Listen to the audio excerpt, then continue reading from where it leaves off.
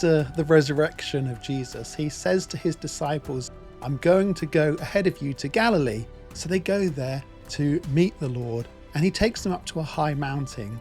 The disciples ask Jesus one of the most important and often overlooked questions of Scripture. Lord, will you at this time restore the kingdom to Israel? They're asking something very specific. Are the messianic prophecies going to come true, that Israel will be delivered from their enemies? And Jesus had the perfect opportunity. He could have said, forget all of that. God has finished with his ancient chosen people. But instead, Jesus said something very, very different. He said, it's not for you to know the times or seasons that the Father has chosen. By speaking what he was saying, he says, I know the prophecies that you're referring to. Jesus said, it's not for you to know the times nor the seasons, but instead, this is your focus now. Go into all the world and share the gospel. Your mission is to take the gospel to the ends of the earth. But at some time in the future, the messianic prophecies will be fulfilled. Israel will be restored to become an independent nation. We're at Arbor Nature Reserve now, and it's overlooking the Sea of Galilee just here. And you can see practically the whole Sea of Galilee. From here, you can see all the little places Christ visited. Just over there, we can see Capernaum. Imagine standing on a mountain overlooking the Sea of Galilee. This isn't just a scenic backdrop. Scholars believe this is the exact place where Jesus issued the Great Commission. The Gospel of Matthew says, Then the 11 disciples went away into Galilee, to the mountain which Jesus had appointed for them. In Acts, Jesus' final words contain two promises. The gospel will reach the ends of the earth, and Israel will be restored in the last days. But this is where the modern world, and even some in the church, stumble. They look at history and ask, but wait, hasn't Israel broken its covenant with God? Doesn't that lead to their permanent rejection? If the people were unfaithful, does the promise keeper take back his word? Or is there something deeper in the nature of God's covenant that we've missed? To understand the answer, we have to look past the broken stone of history and into the character of the one who made the promise in the first place. In Scripture, we find times when God says, I'm making a covenant, and here are the terms, and here are the conditions. He makes that covenant with Moses and the people of Israel. Here are the terms, here are the conditions, and this is what you're going to get.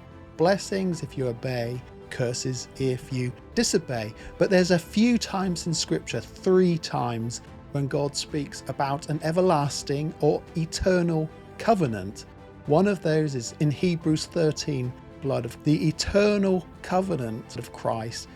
Nobody believes that God would one day say the covenant that Christ made in his blood is annulled. Why? Because it's eternal, it's everlasting. God also makes a covenant with Abraham without terms, without conditions, eternal. And I will establish my covenant between me and your offspring throughout all their generations for a everlasting covenant. Psalm 105. He remembers his covenant forever, the covenant which he made with Abraham and confirmed to Jacob as a statute, to Israel an everlasting covenant. You have these 2 major pillars of the everlasting or eternal covenant. One is the blood of Christ, and the other is the promise to Abraham, to you and your descendants, I will give this land forever. Think about this. God makes an unbreakable promise, a covenant that nothing can shatter. Not failure, not rebellion, and not even unbelief. Scripture shouts this loud and clear. For the sake of Jacob my servant, of Israel my chosen, I summon you by name, and bestow on you a title of honour. Though you do not acknowledge me, I am the Lord, and there is no other. Apart from me, there is no God. I will strengthen you, though you have not acknowledged me. Do you catch the weight of those words?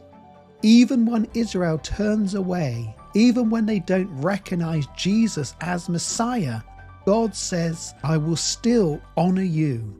I will still strengthen you. But why? It's not because of Israel's merit. It's for the sake of his own name, his reputation, his absolute integrity. The Old Testament hammers this point home, emphasizing God's unwavering faithfulness 11 different times. The unchanging nature cannot lie. He cannot revoke his word because his very character is on the line. He acts, he saves, and he restrains judgment for one primary reason: for my name's sake. Ezekiel declared, "But I acted for the sake of my name." Isaiah echoed this, saying, "For my name's sake I will defer my anger. For my own sake I will do it." This is the heartbeat of the Bible. God's faithfulness to Israel isn't because of their obedience, but often in spite of it. He is faithful because he is a faithful God, and he cannot be anything less. The early church father Irenaeus explained that the covenant of Moses was broken, but the covenant with Abraham continued. He gathered into the one faith of Abraham those who, from either covenant, are eligible for God's building. Christians and Jews are both branches of a divine plan for world redemption. The Gentiles, through faith in Christ, are grafted into the tree of God's covenant with Israel and worship the same Messiah who was promised to Abraham's seed and born of the Jewish nation.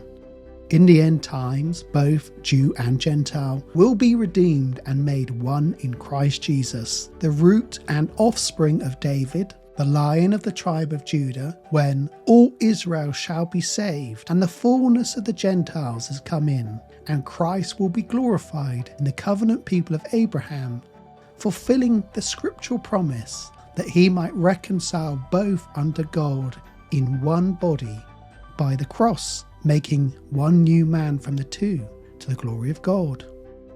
As Paul explains in his letter, once the Gentiles were far from God, outsiders to Israel, strangers to the covenant, and without hope in the world. But through the blood of Christ, the dividing wall of hostility has been torn down. He has made the two, Jew and Gentile, into one new man in Christ. Now Gentiles are no longer foreigners and strangers to God's covenant with Israel, but fellow citizens with God's people, members of his household, and living stones being built together into a holy temple where God himself dwells by his Spirit.